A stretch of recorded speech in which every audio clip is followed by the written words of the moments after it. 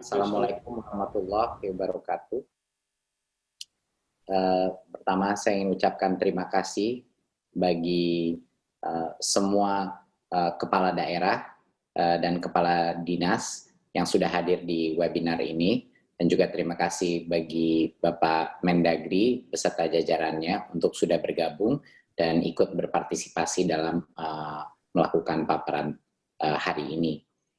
Pertama saya ingin ucapkan apresiasi saya juga sebesar-besarnya kepada seluruh kepala daerah dan kepala dinas pendidikan untuk telah melaksanakan berbagai macam inisiatif untuk memitigasi krisis kesehatan ekonomi dan juga krisis pembelajaran yang sudah terjadi di negara kita ini. Ini bukan suatu situasi yang mudah. Banyak sekali keputusan-keputusan yang harus diambil yang sulit, dan banyak sekali setiap kali kita membuat suatu keputusan, ada keputusan yang mungkin tidak disukai oleh warga, tapi mungkin adalah yang terbaik gitu. Jadi ini merupakan masa yang begitu sulit, apalagi di dunia pendidikan. Jadi marilah kita bergotong royong untuk bisa menenangkan masyarakat dan juga bisa menjaga atau melindungi kualitas pembelajaran sebaik mungkin di masa pandemi ini yang sangat tidak ideal. Pertama, patut dimengerti bahwa sebenarnya di Kemdikbud ini, dan saya sudah menyebut ini beberapa kali, bahwa prioritas nomor 1 kami di Kemdikbud adalah untuk bisa mengembalikan anak ke sekolah dengan cara yang paling aman.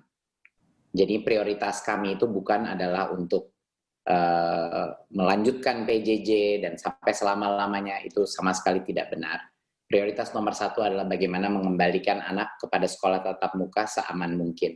Dan itu yang sedang kami lakukan dan akan terus berkoordinasi dengan kepala daerah untuk melaksanakan ini. Namun karena kondisi kesehatan yang masih tidak jelas kemana arah penyebaran COVID-19, sangat dinamis situasinya, kita harus mengantisipasi dan merencanakan untuk bagaimana kita bisa mengoptimalkan PJJ di masa ini. Walaupun kita tidak menginginkan PJJ, karena tidak ideal dan tidak optimal di dunia, bukan hanya di Indonesia.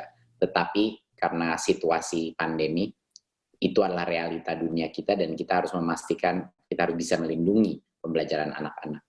Saya ada sedikit paparan untuk mengingatkan lagi atau memperjelaskan mengenai SKB 4 Menteri. Mohon izin Bapak Ibu untuk saya bisa mereiterasi SKB 4 Menteri agar ada kejelasan yang lebih rinci bagi Bapak Ibu Kepala Daerah.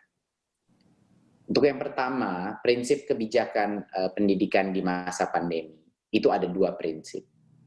Prinsip pertama adalah kesehatan dan keselamatan semua tenaga kerja dan peserta didik di unit pendidikan kita. Dan yang kedua adalah perkembangan daripada peserta didik dan kondisi psikososial kita. 1 dan 2 ini dua-duanya penting. Tidak bisa kita hanya memikirkan kebijakan dari satu dimensi saja. Di satu sisi ada resiko penyebaran penularan COVID-19, di satu sisi lagi ada resiko generasi hilang atau lost generation. Terutama bagi anak-anak kita yang mungkin tidak bisa mengakses teknologi, anak-anak kita di jenjang lebih muda, yaitu SD dan PAUD, di mana kondisi PJJ lebih tidak optimal lagi karena membutuhkan interaksi fisik. Dan ini 2 prinsip ini harus dijaga keseimbangannya. Nah, berikut. Nah, kami mengimplementasikan 2 kebijakan yang baru. 1 adalah revisi surat keputusan bersama SKB 4 Menteri yang akan saya bahas hari ini. Dan yang poin kedua yang akan saya bahas hari ini adalah kurikulum darurat yang telah kami luncurkan. Berikut.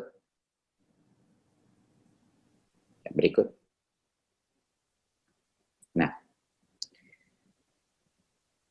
Untuk SKB 4 Menteri yang baru saja kami revisi, ini adalah yang mungkin Bapak Ibu sudah mengetahui, kami memberikan hak kepada semua kepala daerah untuk menentukan bagi yang di zona kuning dan hijau, untuk bisa menentukan apakah mereka sudah siap untuk melakukan pembelajaran tatap muka. Kami tidak, untuk yang zona oranye dan merah tetap dilarang. Tetapi untuk yang kuning dan hijau, diperbolehkan untuk melakukan pembelajaran tatap muka dengan berbagai macam kondisi protokol kesehatan yang sudah ada. Mungkin Bapak Ibu sudah mengetahui mengenai ini, tapi mungkin saya dalami sedikit agar lebih diperjelas. Yang menentukan zonasi itu adalah Satgas Nasional COVID-19,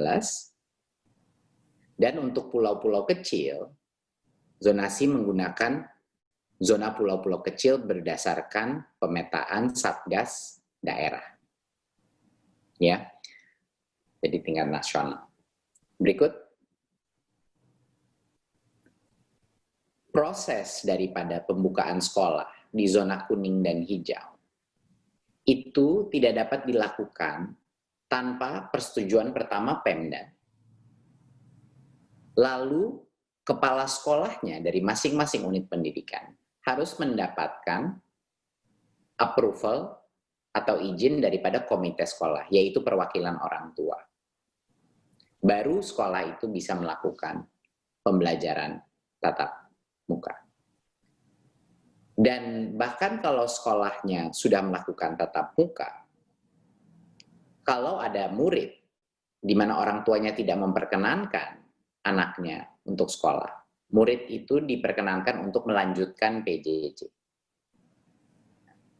Berarti pertanyaannya adalah, sebenarnya bagi ini untuk menjawab kecemasan masyarakat, sebenarnya kemerdekaan untuk menentukan itu bukan hanya di Pemda, tapi di orang tua murid juga.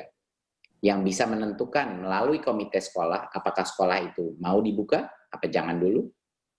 Dan bahkan kalau sekolahnya dibuka, orang tua boleh memperkenalkan anaknya untuk tidak masuk ke sekolah, dan anak itu tidak boleh dihukum secara akademis. Maksudnya dia melanjutkan pelajaran PJJ. Nah, lalu mungkin banyak yang menanyakan, loh, berarti sekolah-sekolah yang melakukan tatap muka itu harus ada PJJ dan sekolah tatap muka dong?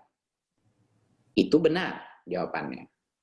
Karena mau tatap muka pun, maksimum kapasitas yang diperbolehkan di dalam protokol di masa COVID ini adalah 50% kapasitas.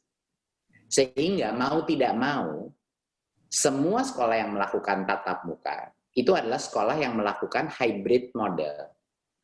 Anak itu giliran masuk, tidak masuk, jadi ada shifting atau rotasi daripada peserta didik. Ya, jadi bagi yang, kalau banyak yang menanyakan, apa ini maksudnya kalau misalnya anak itu di dalam sekolah yang sudah mulai tatap muka, tapi orang tuanya tidak mengizinkan, bagaimana anak itu belajar? Ya dia belajar mengikuti pola PJJ. Nah, Bapak Ibu, mungkin banyak mungkin yang bisa punya persepsi bahwa ini akan merepotkan sekolah. Bahwa sekolah itu masih harus memikirkan tetap tatap muka atau tidak. Tapi kalau Bapak Ibu berbicara dengan berbagai macam kepala sekolah dan berbagai macam guru-guru, karena kesulitan melakukan PJJ yang 100% di rumah, dan biaya kuota sinyal yang tidak reliable, dengan semua isu-isu itu, guru-guru dan kepala sekolah pasti akan menyambut baik bahwa anak itu bisa masuk sekolah paling tidak 50% daripada waktu belajar. Sehingga pemberian tugas itu bisa dilakukan secara face to face, secara tatap muka, tidak perlu habis-habis kuota, terus berkoordinasi melalui WA atau Google Classroom. Bahkan telepon-telepon dengan Zoom yang menghabisi data guru dan juga datanya murid. Itu bisa termitigasi karena waktu dia di rumah bisa fokus kepada mengerjakan tugas di rumah. Tidak perlu berkoordinasi. Waktu dia di sekolah, tapi dia bisa langsung mendapatkan tugas, menanyakan kepada guru, dan lain-lain. Ya. Berikut. Nah, untuk yang direlaksasi zona kuning dan hijau, PAUD itu kami tunda 2 bulan setelah SKB-nya keluar, Bapak Ibu. Alasannya adalah kita ingin memberikan daerah waktu untuk melatih dulu metode-metode protokol kesehatan di jenjang-jenjang di mana memonitor dan menjaga aktivitas murid itu lebih mudah di jenjang yang lebih tua. Kalau murid PAUD, anak usia dini hampir luar biasa sulitnya untuk melakukan kontrol daripada social distancing. Jadinya kami berikan waktu 2 bulan, ada gap atau ada penundaan 2 bulan setelah mulai melakukan tatap muka untuk SMA, SMP, dan SD, baru 2 bulan lagi PAUD boleh dibuka. Berikut. Nah, untuk madrasah dan sekolah yang berasrama di zona hijau dan kuning, pembukaan dilakukan secara bertahap. Untuk kapasitas asrama yang di bawah 100 peserta didik, ada di dalam masa transisinya, bulan pertama boleh 50% kapasitas, baru bulan 2 100% kapasitas. Untuk yang lebih dari 100 peserta didik, di bulan pertama maksimum kapasitasnya 25%, dan bulan kedua maksimum 50%. Baru setelah itu kita memasuki masa kebiasaan baru. Kalau tidak ada perubahan di status zona daerah tersebut. Ya, jadi ini untuk madrasah dan sekolah yang berasrama. Sedikit spesial karena mereka tingkat resikonya sedikit lebih tinggi daripada sekolah yang biasa. Berikut. Di perguruan tinggi dan di semua SMK. Nah, ini juga mungkin harus diklarifikasi. Di semua perguruan tinggi dan di SMK, mau di zona apapun, merah, oranye, kuning, hijau, pembelajaran praktek dan proyek-proyek yang membutuhkan fasilitas yang menentukan kelulusan anak tersebut, itu diperbolehkan. Dan ini tentunya keputusan kepala sekolahnya, tapi diperbolehkan kalau kepala dinas dan kepala sekolahnya memperbolehkan. Jadinya ini untuk menghindari bahwa di mana SMK itu punya materi praktek yang menggunakan mesin-mesin dan alat keterampilan di situ, asal dengan protokol kesehatan yang ketat, anak-anak diperbolehkan masuk hanya untuk yang ilmu praktek. Seperti Bapak Ibu tahu, SMK tidak semuanya ilmu praktek. Ada ilmu prakteknya, sama ada juga yang bagian yang akademis. Yang akademis tidak diperkenankan berkumpul-kumpul di sekolah untuk yang zona merah dan oranye. Dan tentunya untuk yang hijau dan kuning sama saja mengikuti protokol yang sama seperti sekolah SMA, SMP. Tapi khusus untuk SMK, untuk yang pekerjaan praktek, di zona apapun diperbolehkan menggunakan alat peralatan di sekolahnya. Asal menjaga protokol kesehatan.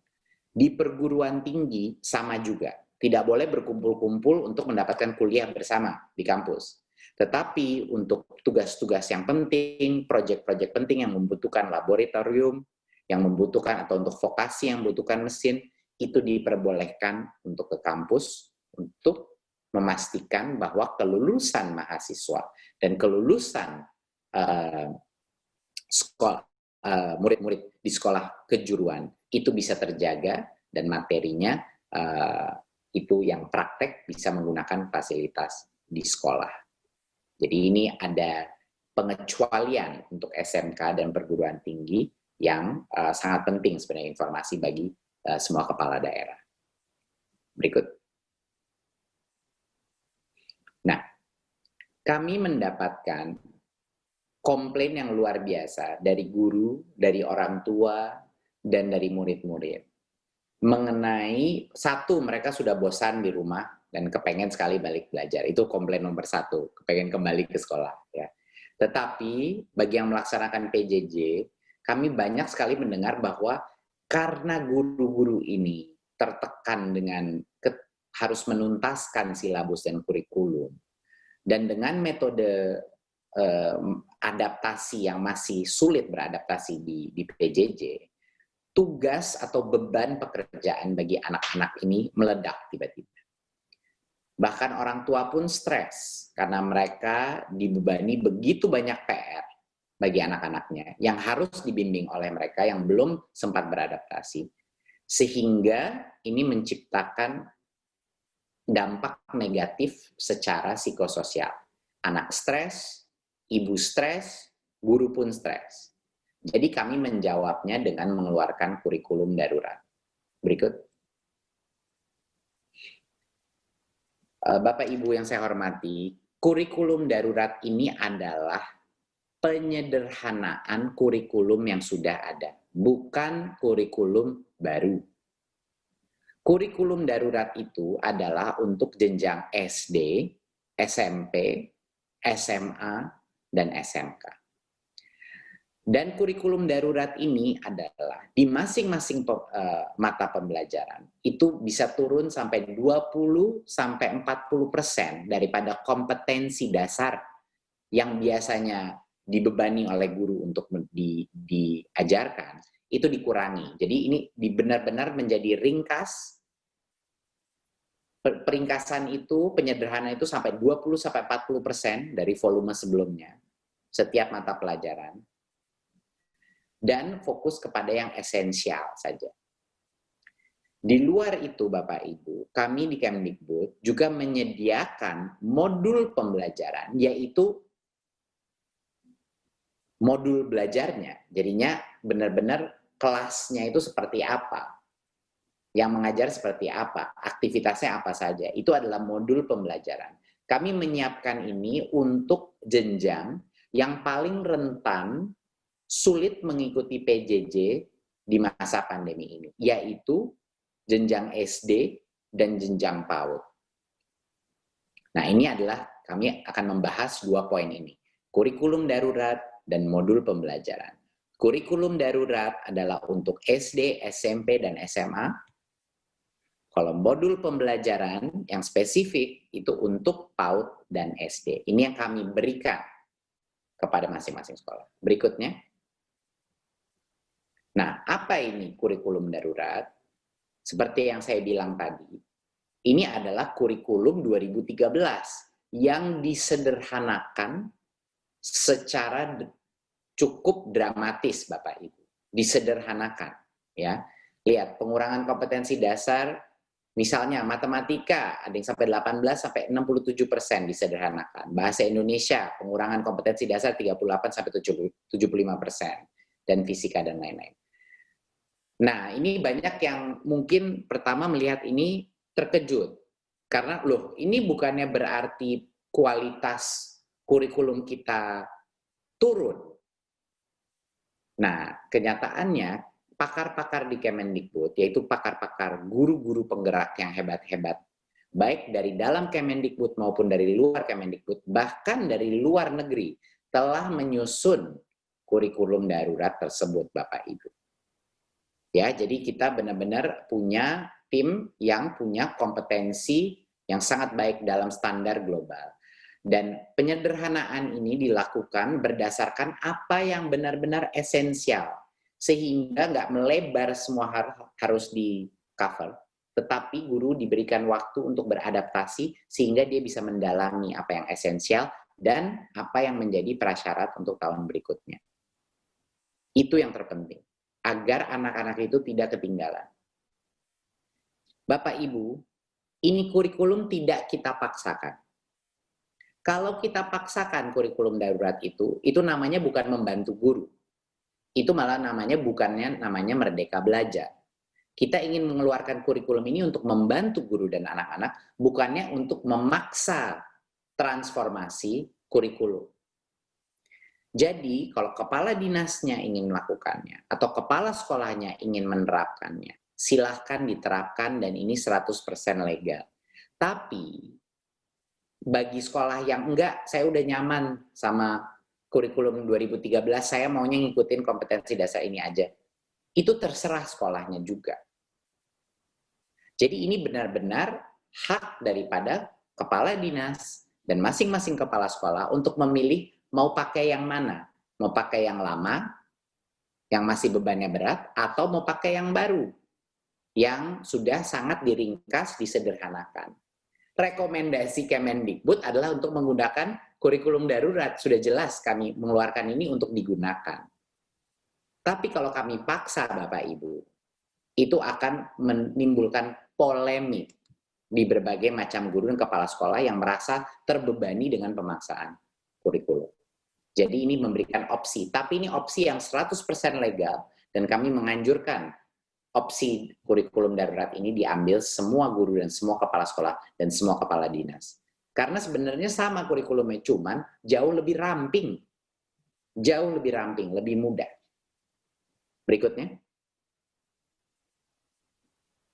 Nah, di luar itu kami belum puas hanya mengeluarkan kurikulum darurat, Bapak Ibu.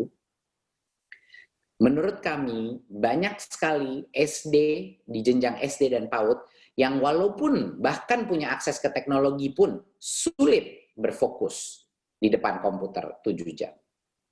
Mereka masih semakin sulit, semakin muda umur mereka, semakin sulit dan membutuhkan suatu kurikulum yang berbeda dari apa yang sudah ada. Ya, SD dan PAUD kita mengeluarkan kurikulum yang kita, bukan kurikulum, ini modul-modul, lebih lagi turunannya kurikulum. Modul-modul pembelajaran yang bisa dilakukan di dalam rumah tanpa teknologi dan dipandu oleh orang tua. Modul-modul ini diterima dan disahkan oleh Kemendikbud sebagai kurikulum yang 100% legal oleh Kemdikbud. Jadi silakan digunakan bagi semua guru dan kepala sekolah. Kalau hanya mereka mengikuti kurikulum modul-modul ini, itu namanya mereka 100% sah legal mengikuti kurikulum nasional. Dan modul-modul ini untuk PAUD dan untuk SD fokus kepada literasi, numerasi, pendidikan karakter, dan kecakapan hidup. Ini diharapkan mempermudah tugas guru untuk memfasilitasi dan memantau pembelajaran siswa di rumah. Karena tugasnya untuk orang tua itu ditulis secara spesifik. Perannya orang tua di dalam modul ini. Berikut. Nah, ini sebenarnya modul-modul ini, apa sih yang buat modul ini spesial? Dia bisa dilakukan di rumah, tanpa internet pun bisa, tinggal dicetak sama sekolahnya, dan bisa didampingi oleh orang tua, sehingga fasilitator di rumah itu di orang tua. Jadi secara kontekstual, orang tua itu jelas. Bagi banyak orang tua yang menanya, saya harus ngapain ya sama anak saya? Saya harus bagaimana membantu anak saya? Kalau dia menggunakan modul ini, guru dapat berbagi tugas dan tanggung jawab dengan orang tua. Karena instruksi untuk orang tuanya sudah jelas. Dan ini bisa dilakukan di lingkungan rumah mereka sendiri. Berikut.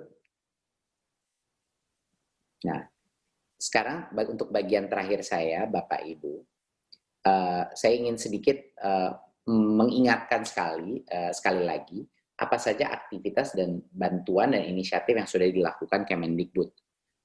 Ini sekedar untuk mereview atau merekap inisiatif yang sudah kita lakukan. Berikut. Sejak bulan Maret 2020, Bapak Ibu, Kemendikbud telah melakukan berbagai macam inisiatif. Ini sejak krisis pandemi ini mulai menjadi isu yang kritis. Di Maret 2020 kita membatalkan UN yang mungkin akan menciptakan resiko kesehatan yang sangat parah. Kedua, kita menentukan bahwa ujian sekolah tidak perlu mengukur ketuntasan kurikulum. Bapak Ibu, ujian sekolah itu adalah ujian kelulusan masing-masing sekolah. Yang tadinya harus mengukur ketuntasan kurikulum. Kita sudah bebaskan, tidak perlu mengukur ketuntasan kurikulum. Ketiga, sekolah yang belum melaksanakan ujian sebenarnya bisa, dia punya opsi untuk menggunakan nilai 5 semester terakhir untuk menentukan kelulusan siswa. Ini untuk menjawab kecemasan masyarakat bahwa cuman karena pandemi COVID, siswa-siswa ada yang tidak lulus. Jadi jawabannya adalah ada berbagai macam instrumen yang bisa digunakan untuk menentukan kelulusan siswa, dan ini sudah ditetapkan oleh Kemendikbud. Bahkan kalau tidak ada ujian yang bisa dilakukan, bisa menggunakan angka 5 semester terakhirnya. Dan tentunya kami telah melakukan mekanisme PBDB yang semuanya tidak mengumpulkan siswa dan orang tua untuk meningkatkan resikonya. Di bulan Maret dan April 2020, kami melakukan penyediaan kuota gratis yang kami koordinasikan dengan beberapa operator dan platform pendidikan, baik pemerintah maupun swasta.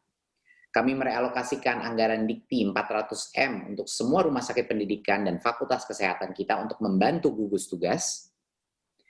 Kami juga segera membuat belajar dari rumah melalui TVRI yang alhamdulillah Bapak Ibu, ini lumayan laku sekarang.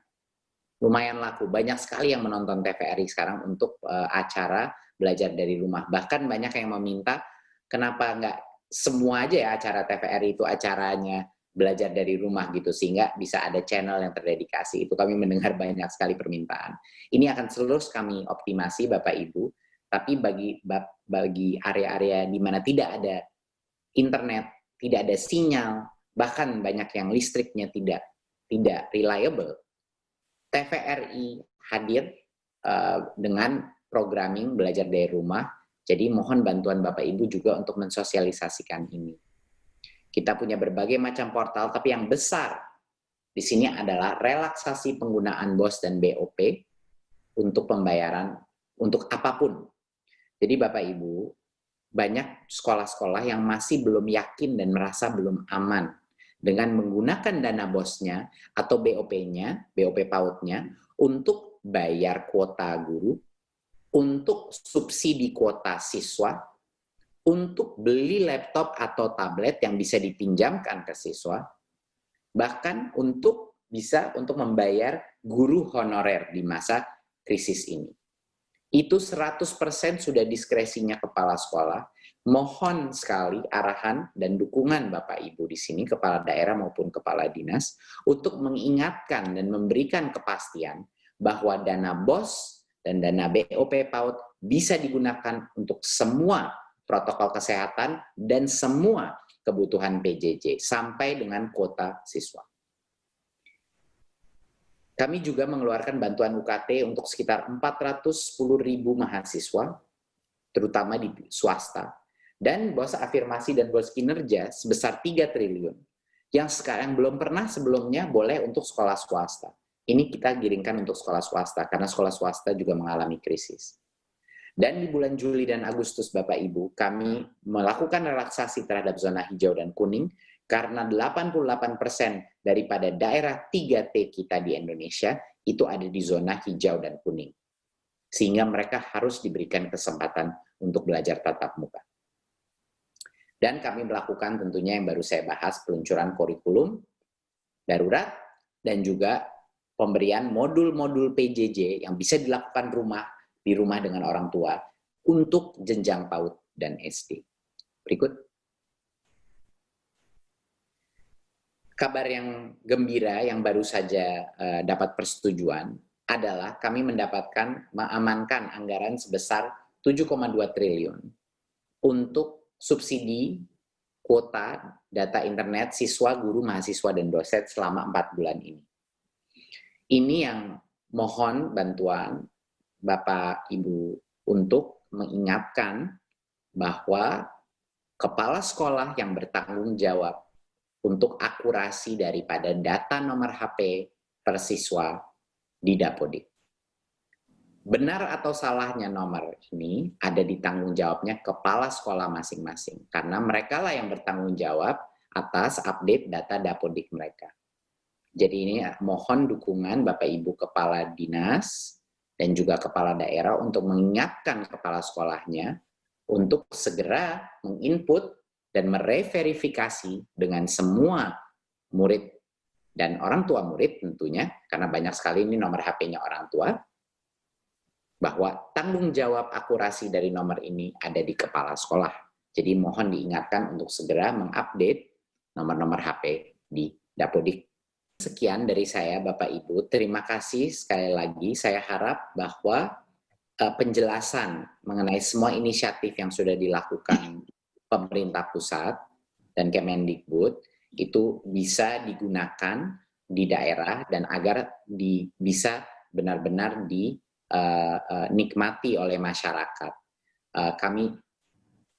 Semua inisiatif kami tidak akan mungkin berhasil tanpa dukungan kepala daerah, tanpa dukungan kepala dinas, dan kami harap ini bisa menjadi semua inisiatif ini bisa disosialisasikan dan juga dukungan Bapak Ibu dari sisi pendanaan maupun juga regulasi untuk bisa membantu sekolah-sekolah kita bagi yang zona kuning dan hijau untuk bisa mulai melakukan tatap muka, dan untuk yang zona merah dan kuning untuk menjaga disiplin dan optimalisasi PJJ. Terima kasih Bapak Ibu sekalian. Saya kembalikan ke moderator Pak Sekjen. Wassalamualaikum warahmatullahi wabarakatuh.